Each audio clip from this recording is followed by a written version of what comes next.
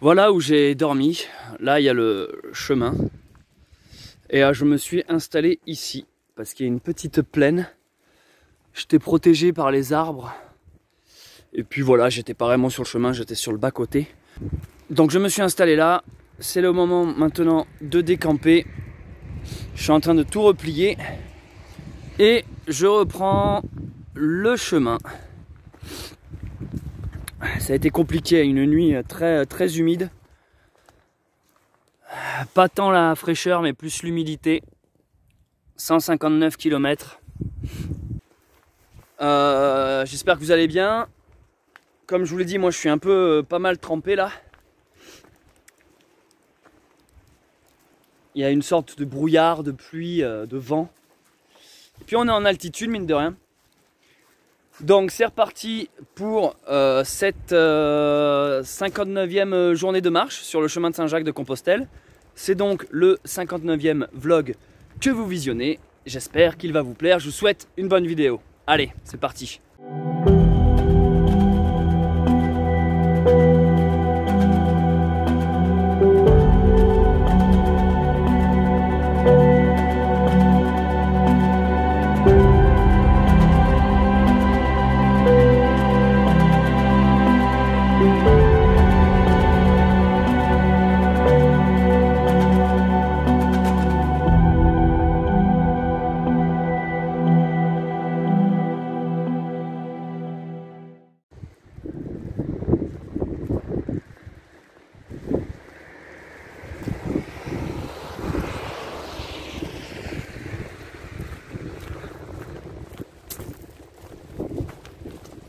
Hier, ça a été galère. Hein.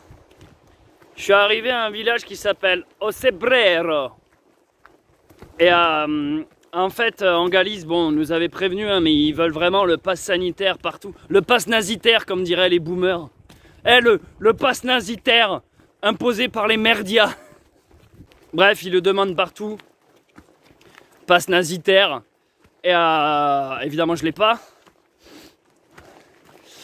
Je me suis bien fait baiser hier parce que il y avait une albergue, alors c'était pas un donativo, c'était une petite albergue municipale, donc c'est tout comme un donativo, c'est payant, tu donnes pas ce que tu veux, tu payes, mais c'est rarement cher. J'ai tenté ce bordel, mais m'a fait non, sin passe, no es possible. Du coup j'ai dit donc je dors dehors. M'a fait si. Donc j'ai dormi dehors. Qu'est-ce que tu veux que je te dise? Qu'est-ce que tu voulais qu'on vous dise? De toute façon, c'est bien malin de se foutre la gueule des gens. Vous n'avez qu'à vous n'en faire, vous, des vidéos. Alors lui, la grande sauterelle, alors lui, c'est encore pire. Lui. Sinon, ce matin au réveil, j'ai vu les poteaux pèlerins rencontrer un chemin déjà de partir de bonne heure. Ils sont déjà loin devant. J'ai toujours l'impression d'être le dernier, celui qui ferme la marche, quoi. Je suis toujours celui qui ferme la marche et qui le soir arrive tard dans les villages et les autres sont contents de me revoir. Genre, ah, Céleste! Ils sont contents de me voir arriver avec tout mon bordel à chaque fois. Ah, je les divertis, hein, je suis une distraction pour eux, mais bon, moi j'en chie de mon côté. J'en chie avec tout ce bordel que je porte. La couverture, là, quand elle est pleine de flotte, elle est lourde. Et ben voilà. Ah! Ah, mais j'ai toujours ce putain de tibia qui me fait mal, ça me saoule. Mon corps là, c'est un peu de la merde sur ce chemin. Il est un peu en PLS là, je sais pas ce que j'ai. Avant, putain, mais je te faisais des énormes distances sans aucune douleur, aucune. Le seul truc que j'ai pas pour l'instant, c'est les ampoules. J'ai eu aucune ampoule sur tout le chemin. Du début du Puy-en-Velay jusqu'à bientôt la fin. Aucune ampoule. Et ça, c'est rare, hein, parce qu'un pèlerin sans ampoule, les gars. Ah, moi je rouillais pas moi. Moi je demande à voir moi. Donc pas d'ampoule, c'est bien. Mais par contre des hémorroïdes. Me voici en Galice, la dernière région de l'Espagne, où la capitale est Santiago de Compostela, ou en français Saint-Jacques-de-Compostelle. C'est la dernière grande ligne droite, hein. J'ai encore quoi? Allez, 5, 6 ou 7 jours, tout dépend, de marche. Si vous visionnez cette story comme à son habitude, c'est pour vous informer, chers clients, qu'une vidéo nommée Vlog est disponible actuellement sur ma chaîne YouTube. Trouvez le lien dans la bio, où ce dernier s'affiche devant vous. Hashtag malaise.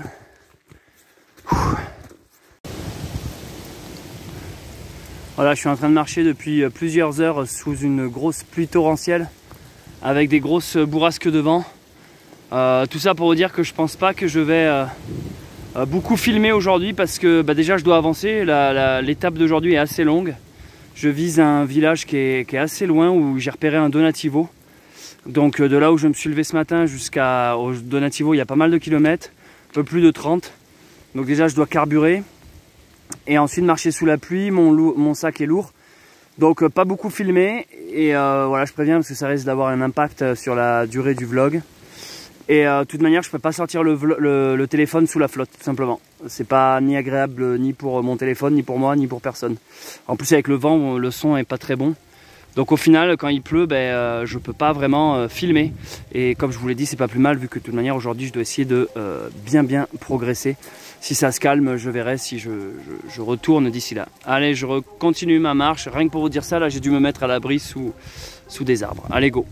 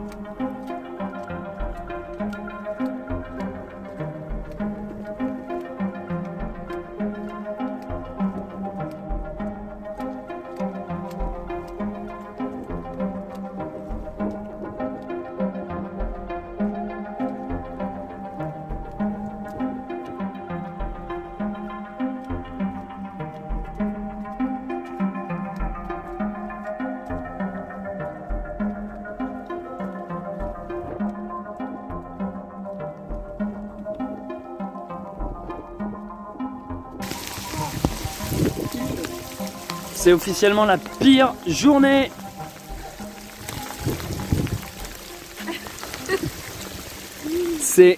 C'est tout simplement la pire journée de tout mon chemin, tout confondu. Je peux pas vous expliquer, c'est même plus de la pluie, c'est des seaux d'eau. C'est des seaux d'eau pendant des heures et des heures. Et c'est pas que ça, c'est le vent. Le vent qui nous vient en plein dans la tronche, tellement fort qu'en fait ça nous fouette, les gouttes d'eau nous fouettent le visage. On est dans une sorte de tempête, sauf que c'est pas la tempête qui dure 5 minutes, c'est les grosses averses depuis plusieurs heures. On n'en peut plus, on est exténué. Et tous les villages qu'on traverse sont tous fermés, abandonnés. Donc même pas un bout d'abri, un truc pour trouver où se réfugier, ne serait-ce que sécher 5 minutes. Nos godasses sont tout simplement trempées. En fait, on ne peut plus... moi là, je marche, ça flotte, ça fait... J'ai de l'eau partout. Bref, là c'est ultra compliqué. On m'avait prévenu qu'en Galice, il pleuvait souvent. Je sais pas si ça va être ça jusqu'à la fin. Mais bordel que je regrette d'avoir décidé de le faire en cette saison. Putain, si vous faites le chemin de Saint-Jacques, faites-le printemps-été. Le faites pas en automne-hiver. Putain, c'est compliqué, je vous jure. Le plaisir est au niveau 0. Juste un regret d'avoir quitté ma baraque et mon confort, bordel.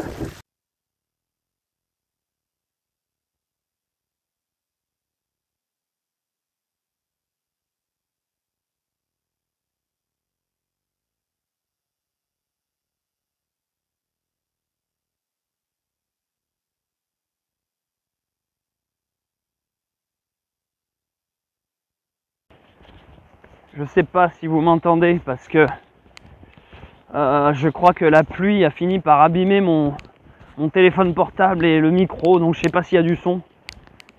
C'est officiellement la pire journée. On est tous trempés, on a froid. C'est violent là, brutal. Très très très brutal. Mais en gros là on est simplement en PLS. Pluie, on est trempé, les kawaii ont fini par... l'eau a fini par percer, on est simplement mouillé. Donc là, on a fait une pause dans une sorte d'étable. On s'est dit qu'au prochain village, on s'arrête tout simplement. Donc au prochain truc d'ouvert qu'on trouve, n'importe quoi, un bar, un café, un donativo, un gîte, un hôtel, bref. On s'arrête, on a besoin de se réchauffer, surtout de se sécher, nos affaires sont trempées. Quand tu marches, ça va. Quand tu marches et que tu es trempé, c'est acceptable. C'est chiant, mais c'est acceptable. Sauf qu'en fait, dès l'instant que tu t'arrêtes, t'as l'humidité en fait qui te fait avoir froid. Tu te mets à trembler. Donc il y a une sorte de truc où là, c'est compliqué. Le truc, c'est que vu qu'avec les deux Italiens, là, on est sans passe, et ben voilà, on se demande un peu comment on va faire, mais là, on a décidé vraiment de négocier, quoi. C'est-à-dire que si on trouve quelque chose d'ouvert qui peut nous accueillir sans passe, qu'importe le prix, on ira, quoi. Même si c'est au bout d'un moment 100 boules, 100 €, on est prêt à les foutre parce que là, on n'en peut plus. Donc là, ouais, c'est vraiment compliqué aujourd'hui, là. Je m'y attendais pas aujourd'hui. Hein. C'était pas juste une journée sous la pluie. Hein. J'en ai déjà eu de nombreuses journées sous la pluie. Hein. Ça se trouve, je parle là pour rien parce qu'il n'y a même pas de son. C'était pas juste une journée sous la pluie là. C'était une journée dans la tempête.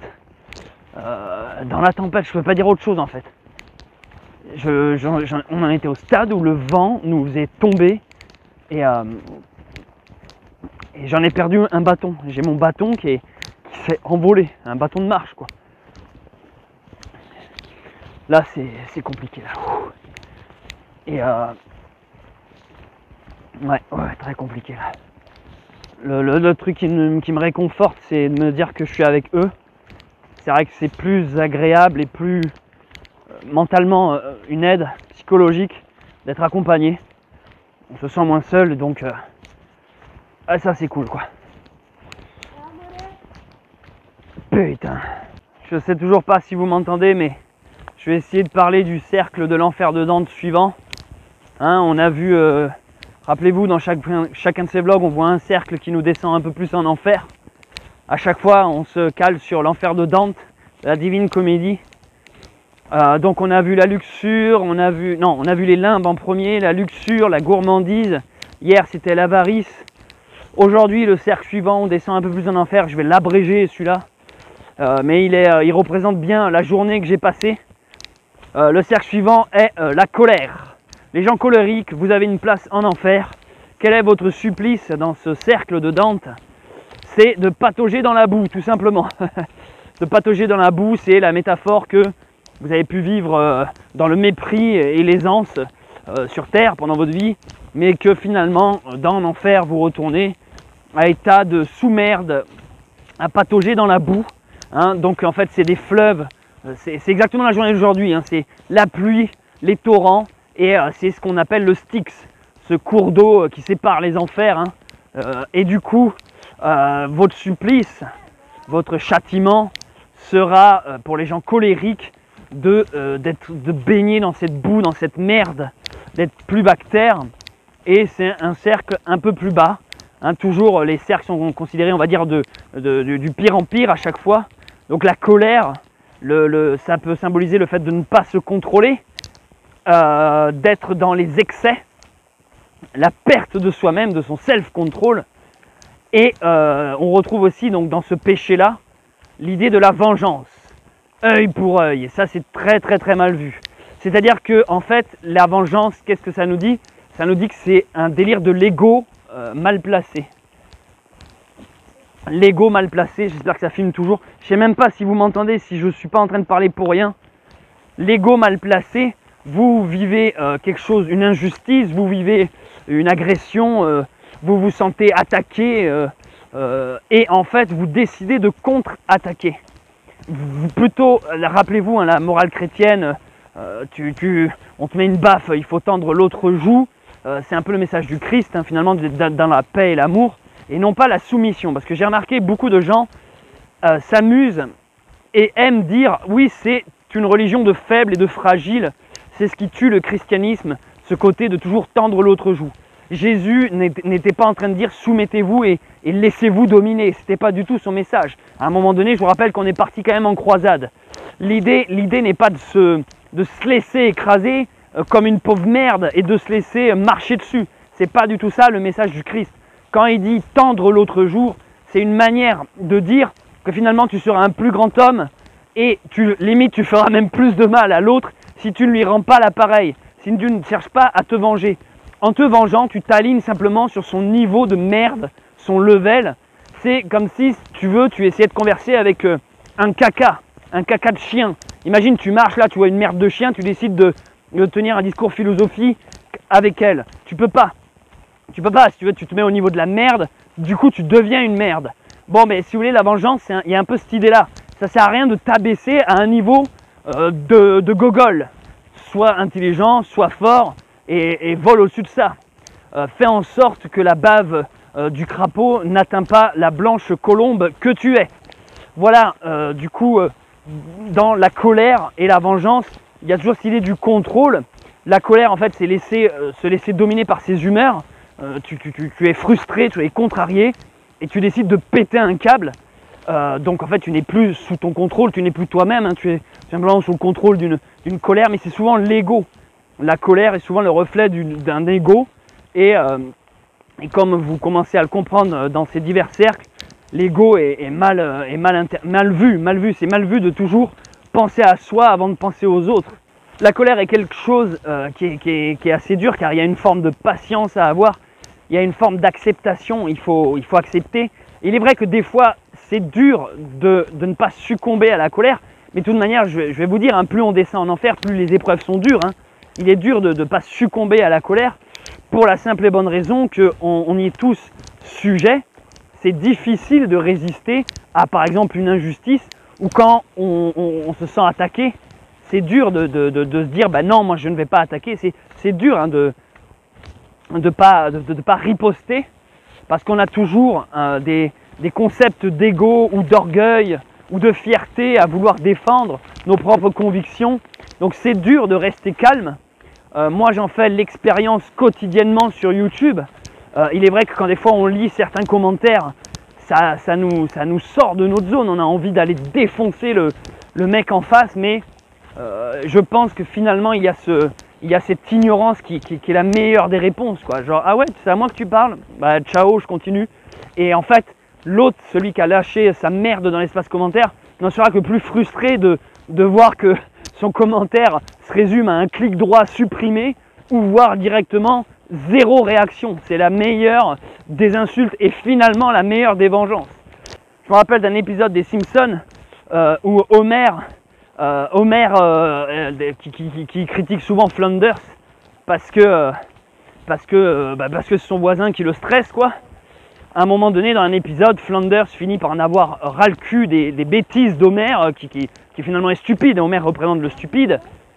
Et en fait, il met une droite, il tape Homer et il lui met un coup de poing.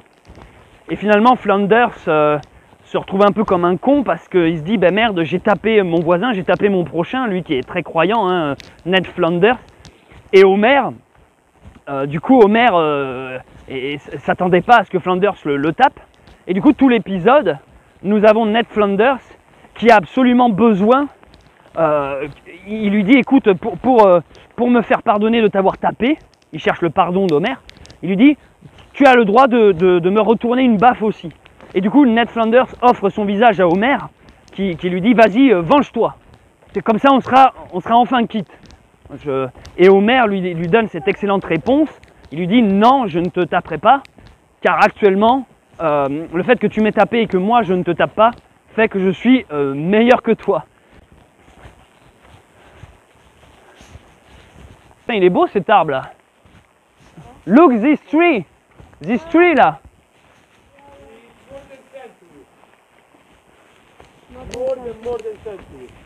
Plusieurs centuries. It's never écrit en français. Comment? 100 years old chestnut. Putain, il est beau.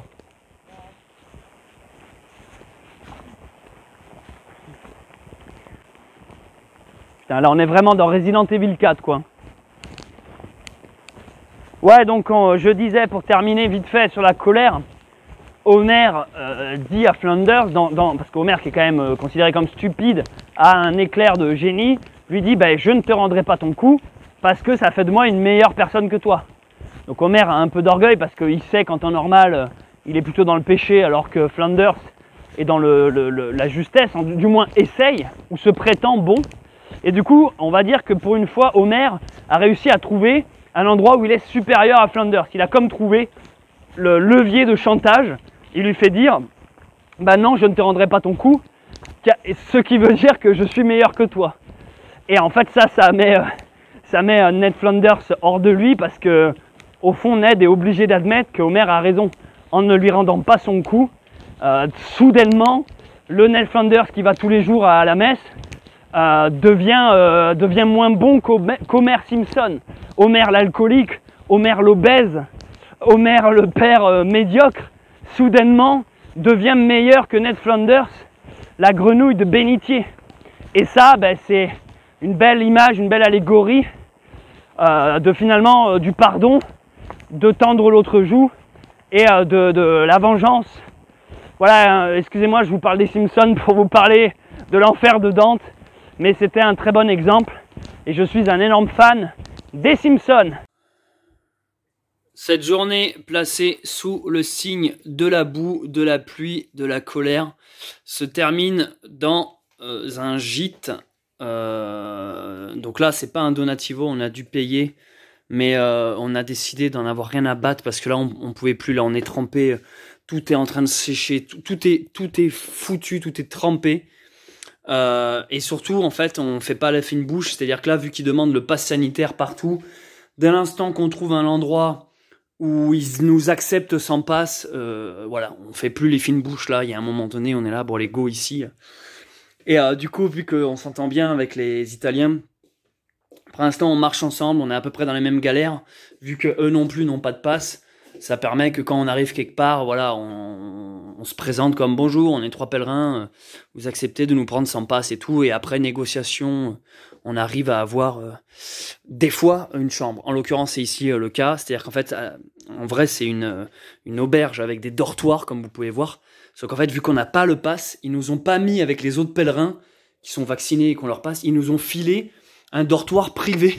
Donc finalement, on a, pour nous 3, tout cet espace, parce qu'ils nous isolent en fait. On n'a pas de pass sanitaire, donc ils nous isolent. Et au final, c'est presque un avantage, mais honnêtement, je pense pas que ça se représentera de sitôt. Mais là, on essaie de faire tout. Tout est trempé. Je peux pas vous expliquer. Les godasses sont trempées. On est mouillé. Je sais même pas si j'ai déjà autant été trempé en rando. Parce que comme je vous le dis, c'était pas juste il pleut, c'était bourrasque sur bourrasque. Voilà, donc je vais arrêter le vlog ici parce que là, après, ben, on va aller prendre une douche, on va essayer d'aller bouffer, puis on va continuer à faire connaissance. Et puis voilà, et puis on s'avance petit à petit chaque jour de Santiago. Aujourd'hui, j'aurais bien aimé avancer un peu plus, mais la météo était juste pas avec nous. Donc, ben merci d'avoir visionné ce vlog, j'espère qu'il vous a plu. Et puis voilà, je vous dis à demain, peut-être. Hein, je rajoute un peut-être maintenant, je sais pas, je suis jamais sûr. Mais donc à demain pour un nouveau vlog et bonne soirée, ciao. Hey guys! Luke, with him. Buen camino. Camino internacional.